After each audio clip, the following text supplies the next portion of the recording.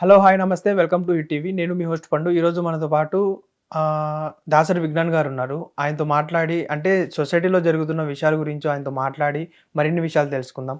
Hi అన్న. నమస్తే. అన్న అశ్విరెడ్డి గారు 10,00,00,000 డబ్బులు తీసుకున్నారు నా దగ్గర. పెళ్లి చేసుకుంటానని మోసం చేసిందనేసి అతను అంటుంటే అశ్విరెడ్డి వాళ్ళ డ్యాడీ ఏమో నాకే పాపం తెలీదు. మేము ఏ రూపాయి కూడా తీసుకోలేదు. అది ఎవడో కూడా మాకు తెలీదనేసి అశ్విరెడ్డి గారు అంటున్నారు. దీన్ని మనం ఎలా చూసుకోవచ్చన్న? సి టూ ఆపోజిట్ జెండర్సే ఆకర్షితులై ప్రేమించుకోవాలి. మిగతా జెండర్స్ గురించి మనకు అనవసరం, వదిలేద్దాం కాసేపు. అమ్మాయి అబ్బాయిని ప్రేమించాలి, అబ్బాయి అమ్మాయిని ప్రేమించాలి. అలా ఒక అమ్మాయి అబ్బాయి ప్రేమించుకునే టైంలో విడిపోతారు, పెళ్లి చేసుకునే టైంలో విడిపోతారు, పెళ్లి చేసుకోవాలనిపించి ఎంగేజ్మెంట్ అయ్యాక విడిపోతారు, హాఫ్ కమిట్మెంట్ అయ్యాక, ఫుల్ కమిట్మెంట్ పెళ్ళి అయ్యాక కూడా విడిపోతారు. అంటే వాళ్ళ ఇద్దరి మధ్యలో ఒక అండర్స్టాండింగ్ బ్రేక్ అయినప్పుడు ఇవన్నీ వస్తాయి. పెళ్ళి అయ్యాక విడిపోతే భరణం కావాలి, అది కావాలి, ఇది కావాలని ఆడవైపు వాళ్ళు, అటువైపు వాళ్ళది ఇంకేదో ఉంటుంది. ఎంగేజ్మెంట్ అయ్యాక విడిపోతే అంత ఖర్చు పెట్టా, ఇంత ఖర్చు పెట్టా, మాకింత లాస్ మీకింత లాస్ అని వాళ్ళకు మ్యూచువల్ అండర్స్టాండింగ్ ఉంటుంది. పెళ్ళికి ముందు విడిపోతే అబ్బాయి ఆధిపత్యం వస్తుంది. ఏంటంటే నీకు అది కొనిచ్చా, ఇది కొనిచ్చా, నాకు ఇచ్చే, అంతే కదా. సో ఇప్పుడు జరిగిన గొడవ ఈ టైప్ ఆఫ్ కేటగిరీకి వచ్చింది. నెక్స్ట్ ఇకపోతే అశ్విరెడ్డి గురించి మాట్లాడితే, ఆ అమ్మాయి మోడల్ అవుదామని ఇండస్ట్రీకి వచ్చింది, ఓ హీరోయిన్ అవుదామనో వచ్చింది, ఓ ఇన్ఫ్లుయెన్సర్ అవుదామని వచ్చింది. అంటే ఏం లేదు, అద్దం చూసుకొని తలదూకునే అమ్మాయి, అంతే కదా. ఏదో రకంగా కొంతమంది గోడ దూకొస్తారు, కొంతమంది కన్విన్స్ చేసి వస్తారు, కొంతమంది వాళ్ళ ప్రోత్సాహంతో కూడా వస్తారు. ఈ అమ్మాయి మధ్యలో రకం. వాళ్ళ నాన్న ఒప్పుకోలేదు పాపం, వాళ్ళ అమ్మ కన్విన్స్ చేసి ఏదో రకంగా ఇండస్ట్రీకి వచ్చింది. వచ్చిన తర్వాత కొంచెం ఇన్స్టాలో అప్పుడు ఇంత ఫాలోవర్స్ కాస్త ఇంత అయ్యారు. ఆ టైంలో ఏదో జూనియర్ సమంతను అదనో ఇదనో అనేసరికి ఆమెను కొంచెం ఎత్తారు. ఇదెక్కడ జూనియర్ సమంత బాబోయ్ అని చెప్పేసి బిగ్ బాస్ వాళ్ళు పిలిచారు. అక్కడ కొన్నాళ్ళు మంచిగానే ఉండి ఎలిమినేట్ అయ్యాక మళ్ళీ రెండోసారి ఆమెను పిలిచారు. ఓసారి బిగ్ బాస్కి వెళ్ళారు అంటే 100 ఇంటర్వ్యూలు వస్తాయి. ఆ 100 ఇంటర్వ్యూలలో వాళ్ళు ఏవో కనెక్ట్ అవుతూ ఉంటాయి. ఆ తర్వాత అదే ఛానల్కి సంబంధించిన వాళ్ళు కొన్ని షోస్ రన్ చేస్తారు. ఇంకేమైనా కొన్ని షోస్ ఉంటే యాంకర్గా వెళ్తారు, హోస్ట్గా వెళ్తుంది. స్లోగా అంటే రోజుకో పని ఉంటుంది, ఏదో ఒకటి టీవీలో కనబడే కార్యక్రమం. అట్లా సంపాదించుకుంటూ స్టెప్ బై స్టెప్ వెళ్తుంది. ఇట్లాంటి అమ్మాయిలకి ఏంటంటే రోజంతా పని ఉండాలి, మంచి రెమ్యునరేషన్స్ రావాలి. రీజన్ వీళ్ళ మెయింటెనెన్స్లు ఎక్కువ ఉంటాయి. ఎందుకంటే ఇప్పుడు మొహం మీద ఏమైనా ట్రీట్మెంట్లు చేయించుకోవాలన్నా, తలదూవాలన్నా కూడా ఇన్ని డబ్బులు అవుతాయి. నెక్స్ట్ వేసిన బట్ట మళ్ళీ వేయకూడదు, ఎందుకంటే ఫోటోలు తీస్తారు కాబట్టి. ఆ హీల్, హ్యాండ్ బ్యాగ్ దగ్గర నుంచి రోజోటి మార్చాలి, మంచి మేకప్ కిట్ వాడాలి, ఎందుకంటే స్కిన్ పాడవకుండా మంచి స్కిన్ కేర్ తీసుకోవాలి. ఇన్ని వాడాలంటే రోజుకి ఇంత ఖర్చు అవుతుంది. రోజుకి ఇంత ఖర్చుకు తగ్గట్టు నీ పేమెంట్ కూడా ఉండాలి. అలాంటి టైంలో ఏమవుతుంది అంటే వీళ్ళకి మంచి మంచి అవకాశాల కోసం వాళ్ళు ఎదురు చూస్తూ ఉంటారు. సినిమాల్లో ఏదైనా అవకాశం వచ్చినా, ఇంకేదన్నా వచ్చినా, నా రెమ్యునరేషన్ ఎంత, రోజుకి 50,000 అయితే వస్తా, 1,00,000 అయితేనే వస్తా, అట్లా. అంటే వాళ్ళ మెయింటెనెన్స్ సరిపోక వాళ్ళకి అలా అలా అలా అలా ఎదిగింది. కొన్ని కాంట్రవర్సీలు ఉన్నాయి. ఆర్జీవి ఈమె కాలు పట్టుకోవడం, తర్వాత ఆమె కొడుకు వెళ్ళింది. నెక్స్ట్ తర్వాత జోడీ అనే షో నుంచి బయటకు వచ్చింది, అదో కాంట్రవర్సీ. నెక్స్ట్ ఆ కేపీ చౌదరి అనే ఆయన డ్రగ్స్ కేసులో ఇరుక్కోవడం, ఆ టైంలో ఆమె అమెరికాలో ఉండడం, ఇలాంటి చిన్న చిన్న కాంట్రవర్సీలు కూడా వచ్చాయి ఈమె పైన. అండ్ ఆమె బిగ్ బాస్లో ఉన్నప్పుడు ఆమెను ఏడిపించారు, ఆమె అసలు స్నానమే చేయదు, ఇట్లాంటివి. సో అట్లా ఏదో రకంగా కొంచెం పాపులారిటీ అయితే సంపాదించుకుంది అమ్మాయి. చూడ్డానికి కూడా బాగానే ఉంటుంది. ఇప్పుడు ఇట్లా చూడ్డానికి బాగుండే అమ్మాయిలు మన ఈవెంట్లకు వస్తున్నారంట, పిలవగానే వస్తున్నారంట అనగానే కొంచెం డబ్బున్న రిచ్గా ఏం చేస్తారంటే అలాంటి అమ్మాయిలతో కూడా తిరగాలన్న కోరికలు ఉంటాయి వీళ్ళకి. బాగా డబ్బున్న వాళ్ళు, విలాసాలకు అలవాటు పడ్డ వాళ్ళు, తాగుడు ఉంది, ఊగుడు ఉంది, అన్నీ ఉన్నాయి. పక్కన కూడా ఒక అందమైన అమ్మాయి ఉండాలి, ఆ పిల్లకు కూడా 10 మందికి తెలిసి ఉండాలి, అట్లాంటి కోరికలు ఉండేవాళ్ళు ఉంటారు. ఆ టైంలో ఈ అమ్మాయికి కూడా ఏంటి రెగ్యులర్ మెయింటెనెన్స్ బాగా కావాలి, వాళ్ళకు కూడా ఉంటుంది. ఇప్పుడు ఎవరికైనా కోరికలు కొనడం తప్పు లేదు. బాగా డబ్బున్నోడిని హస్బెండ్గా పొందాలనో, ప్రియుడిగా పొందాలనో ఏ అమ్మాయికైనా ఉంటుంది. అదే రేపటి రోజున షోస్ అవన్నీ ఏం లేకపోయినా కానీ నడుస్తుంది లైఫ్. మంచి ఇప్పుడు అప్పట్లో హీరోయిన్లు అందరూ కూడా అమెరికాకి పెళ్లి చేసుకొని వెళ్ళిపోయిన వాళ్ళు కూడా ఉన్నారు కదా, సెటిల్ అయిన వాళ్ళు, మళ్ళీ రిటర్న్ వచ్చిన వాళ్ళు కూడా ఉన్నారు. సో అట్లా ఈ అమ్మాయి కూడా ఆశపడడంలో తప్పలేదు. ఆశ పడింది అంటే నువ్వు ఆశ పెడితేనే ఆవిడ పడింది. అశు అంతట ఆమెకి నువ్వెవడో తెలియదు. ఫస్ట్ ఆఫ్ ఆల్ నీ అంతటి నువ్వు ఒక ప్రపోజల్ పెట్టేసి ఆమె చుట్టూ తిరిగి అది ఇది ఇగో నా కారు, ఇదిగో నగ, నట్ర, ఉంగరం అవన్నీ నువ్వు చూపించి అట్రాక్ట్ చేసావు. ఆ పిల్ల కూడా కావాలి. బికాజ్ రోజు రోజు ఇది నెక్లెస్లు మారాలి, చీరలు మారాలి, ఆ మెయింటెనెన్స్ కావాలి. అఫ్ కోర్స్ తను ఆశపడింది, నువ్వు ఆశ పెట్టావు. అలా నువ్వు మంచోడివి అయితే పెళ్లి చేసుకుందామనే ఒక అగ్రిమెంట్ కూడా రావచ్చు. ఆ అమ్మాయి సరే ఒక అగ్రిమెంట్కి వచ్చారు, బాగానే ఉంది. అనుకోకుండా మీకు గొడవలు వచ్చాయి, ఏదో రకంగా గొడవలు, వాట్ ఎవర్. ఇప్పుడు ఫర్ ఎగ్జాంపుల్ ఆ కేపీ చౌదరి విషయంలో నీ పేరు ఎందుకు వచ్చిందంటే, అయ్యే నువ్వు నన్ను నమ్మట్లేదా, వాడికి దోషలేదు, నువ్వు ఎందుకు వచ్చావు, ఇదేంటి పొరా నీకు నాకు నమ్మకం లేనప్పుడు కటిఫ్ అంతే కదా. నెక్స్ట్ ఇంకొకటి, నువ్వు ఇందాక ఫోన్లో వాడు ఎవరితోనో తిరుగుతున్నా నేను చూశాను, అదేంటి నా కొలీగ్ నువ్వు ఎట్లా మాట్లాడుతావు, మేము అందరం కలిసి ఎన్నో షోస్ చేసాం, అయినా నాకు నచ్చలేదు, నీకు నా మీద నమ్మకం లేదు కదా, కటిఫ్ ఏదో ఒకటి. అవునా?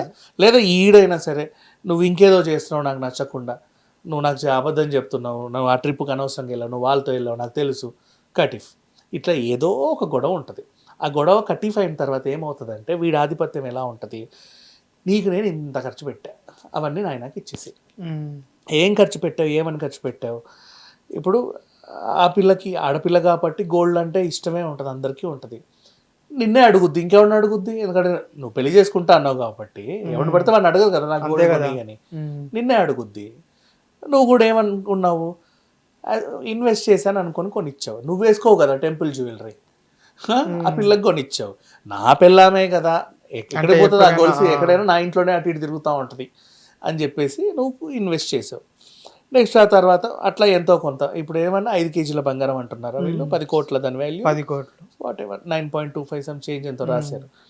సో ఆ రకంగా చూసుకుంటే నువ్వు ఖర్చు పెట్టావు, నువ్వు నగ ఇచ్చావు, నట్ర ఇచ్చావు, చీర ఇచ్చావు, గాజు ఇచ్చావు, ముక్కుపుడకి ఇచ్చావు అంటే ఆ పిల్ల మీద నువ్వు చేయకుండా ఉండవుగా. అంతే కదా. సరే నీ నగ నట్ర నువ్వు తీసుకెళ్ళిపో, మరి ఆ పిల్ల మీద నువ్వు వేసిన చెయ్యికి నువ్వు ఆమెకి ఏం పరిహారం ఇస్తావు చెప్పు. తీసుకెళ్ళిపో నీ నగలు, నువ్వే కదా కొన్నానన్నావు, ఒక బిల్లు చూపించావు, తీసుకెళ్ళు. ఆమె పేరు మీద ఇల్లు కొన్నానన్నావు, ఇంకేదో కారు కొన్నానన్నావు, వాట్ ఎవర్ నువ్వేమన్నా ఖర్చు పెట్టుకో. నువ్వు ఏదో ఆశ చూపించే కదా, నువ్వు అది కొనిస్తాను నాకేదో ఇవ్వనే కదా నువ్వు ఆ పిల్లల మీద ఖర్చు పెట్టావు. అంతే కదా. ఇప్పుడు ఏంటి, ఎఫ్ఐఆర్ అనేది ఫస్ట్ ఇన్ఫర్మేషన్ మాత్రమే, ఫైనల్ జడ్జిమెంట్ కాదు కదా అది. నేను నీ మీద ఎఫ్ఐఆర్ పెట్టొచ్చు, నువ్వు నా మీద ఎఫ్ఐఆర్ పెట్టొచ్చు, నా మీద కూడా చాలా ఎఫ్ఐఆర్లు అయ్యాయి అఫ్ కోర్స్. అంటే ఎఫ్ఐఆర్ అయినంత మాత్రాన don't conclude that they did something. వాళ్ళ వెర్షన్ కూడా విను. ఇప్పుడు నిన్న వాళ్ళ డాడీ వచ్చాడు, వాళ్ళ డాడీ చెప్పింది కూడా ఎంత వక్రంగా మాట్లాడారు అంటే, వాళ్ళ డాడీ ఉన్నాడు వాళ్ళ అమ్మాయి చెడగొట్టింది ఈమెని, నేను ముందు నుంచి వద్దన్నాను అంటే, అది ఫ్రస్ట్రేషన్, ఆవేదన. చిన్నప్పుడు నేను సినిమాలు వద్దమ్మా అన్న, తల్లిని కన్విన్స్ చేసుకుంది, పాపం తల్లి ఏమో ఏడుస్తుంది కదా నా కూతురే కదా అని ఒప్పుకుంది అంతే. అంటే ఆమె చెడగొట్టింది అంటే దాని అర్థం దగ్గరుండి తల్లి చెడగొట్టిందని కాదు, ఆవేదన. ఆమె కూడా ఒప్పుకోకపోయి ఉంటే ఈ పాటికి ఇంతవరకు వచ్చేవాళ్ళం కాదు అనేది ఒక తండ్రి ఆవేదన అంతే. నెక్స్ట్ ఆ కూతురు కూడా ఫోన్ చేసింది తండ్రికి, నేను వచ్చి ప్రెస్ మీట్ పెడతానని చెప్పింది. ఆ తండ్రి కూడా చెప్పాడు, అంతకుముందు 3-4 ఏళ్ల క్రితం వాడు ఎవడో నాకు ఫోన్ చేశాడు, ఎవడరా బాబు నువ్వు అంటే, నేను పలానా అని చెప్పాడు. ఏంటి నీ కథ అంటే, నాకు మీ అమ్మాయిని కోడలుగా చేసుకోవాలని ఉంది అన్నాడు. మా అమ్మాయి నీకెట్ట తెలుసు అంటే, మా అబ్బాయి మీ అమ్మాయికి ఏదో ప్రేమించుకున్నారట, అట్టంట ఇట్టంట, మీరు రండి అని చెప్పాడు. వీళ్ళు ఏం చేశారు, ఆయన అప్పుడు పోక అక్కడ వాళ్ళు ఎవరో ఉంటే కనుక్కున్నారు వీళ్ళని చూడు అని. ఆయన వాళ్ళ ఇంట్లో అంటూ ఇదేంటో ఒక పెళ్ళయి విడాకులయ్యి ఇంకేదో ఏదో ఫైనాన్షియల్ ఫ్రాడ్ అంటే కాల్ మనీ ఇట్లాంటి వాటిలలో వాళ్ళు ఉన్నారంట. వీళ్ళకి ఏదో నచ్చలేదు, మేబీ అక్కడ చెడు ఉండొచ్చు, లైక్ ఇంకో రకంగా కూడా చెడు ఉండొచ్చు. పైగా ఇప్పుడు ఒక అమ్మాయి సినిమాలలో నటిస్తుంది అంటే ప్రేమించేవాడికి ఎప్పుడు డౌట్లే ఉంటాయి. 24 hours వాడికి కాన్సన్ట్రేషన్ అంతా పిల్ల మీదే ఉంటుంది. గంటకు ఫోన్ చేస్తూ ఉంటాయి, ఏడున్నావు ఇప్పుడు వీడియో కాల్ చేయి, చూపి, ఇదిగో షూటు, లొకేషన్ చూడు, అన్నీ చూపించాలి, రాత్రి పగలన్నీ డిస్టర్బ్ చేస్తూనే ఉంటావు. నీకు అనుమానం ఉన్నంతకాలం ఏదో రోజు బంధం తెగుద్దనే అనిపిస్తుంది, 100%. అది నువ్వు నమ్మకంగా వదిలేస్తే బాగానే ఉంటుంది, బట్ ఇక్కడ జరగట్లా. సో ఆ రకంగా వీళ్ళకి ఇద్దరికి చెడింది. ఇప్పుడు అశూర్ రెడ్డి బయటకు వచ్చి ఏం జరిగిందో చెప్పే వరకు వినాలా? ఇప్పుడు ఎవడో వచ్చాడు ఏదో చెప్పాడు విన్నావు, ఒక తెలిసిన అమ్మాయి మనతో పాటు 4 షోలలో అక్కడిక్కడ కనబడింది అని అనుకుందాం ఫర్ ఎగ్జాంపుల్. ఆ పిల్ల వెర్షన్ వినకుండా డబ్బు కాజేసింది, దోచేసింది, ఏదో అంటే చేసింది. సెలబ్రిటీ కదా, సెలబ్రిటీ మీద వాడుకుంటే మన కంటెంట్ సేమ్ వ్యూవర్షిప్ అదే హేమ మీద చేశారు, అదే మంగ్లీ మీద చేశారు, ఇప్పుడు మళ్ళీ అదే అశ్వరెడ్డి మీద చేస్తున్నారు. అవసరం ఏముంది? రేపటి రోజు వీళ్ళు కాదు అని తెలిస్తే ఎవడు చెప్తాడు? చెప్పేటప్పుడు ఉండాలా. ముందు నుంచే వీళ్ళు కాదురా ముర్రా అంటే నాలంటి వాళ్ళని తిడుతున్నారు. కాదు అని కూడా నేను అనట్లా, అంటే పూర్తిగా వినే వరకు ఎలిగేషన్ పాస్ చేయకండి అని. ఇప్పుడు మంగ్లీ విషయంలో నేను అదే చెప్పాను. ఏదో జరిగింది, వాళ్ళందరూ కూడా ఈమెకు మేము డబ్బులు ఇవ్వలేదు, వాడెవడికో ఇచ్చామని చెప్తున్నారు. వాడెవడో కూడా ఎప్పుడో తీసుకున్నాడు. ఇప్పుడు మధ్యలో ఎప్పుడో మంగ్లీ పేరు వాడు ఉంటాడు, అంటే అది కత్తిరింపుకి.